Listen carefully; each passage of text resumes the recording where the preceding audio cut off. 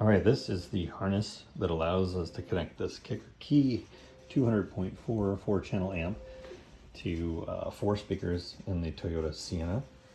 And we have on the Kicker, you have a harness, which is the, I guess this is the output harness on this side here, and then the input with all the configuration on the other side. And so what we do at the Toyota level here is we make a T harness that has for the speaker outputs of the head unit, and this goes into a about 4.5, 5 foot wide piece of, or a long piece of speed wire, which has 8 conductors of wire, technically 9, but we're using 8. So what we do is we take this side, which is what comes out of the radio. This is our output, and that goes out into these gray and white, which is left and right speakers outputs. So those will be the inputs for the amp.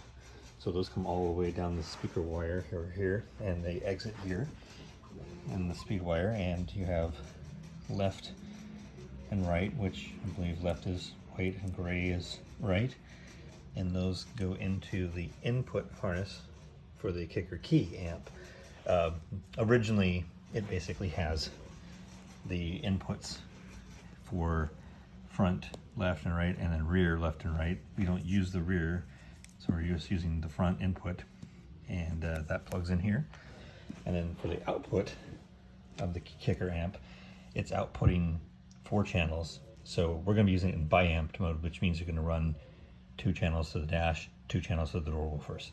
So the first 2 channels that come out are the dash speakers here, left and right, and they're attached to these long wires, so you can run these under the dash to the left and right, and they're labeled here, so you can do that and run those up to the dash mid-range or dash tweeters or whatever you want to call them.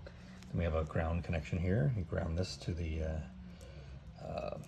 car, and then the harness has another set of outputs, which is the rear of the Kicker Key. Basically, it's the other part of the bi-amp. So these are going to go to the factory woofers. So what we do is we wire them back into the speed wire that comes back up here, and that goes to the output to the car's speakers. So basically we are sending the woofer through the car's harness, and we're running the tweeters separately. That way, because the car's harness, if you just ran everything normally here and left the tweeters or the dash speakers hooked up, you would run all 4 in parallel, which would give you no control over the crossovers and things, and it won't sound right, and it'll actually be kind of dangerous for the speakers. So this is the way it does.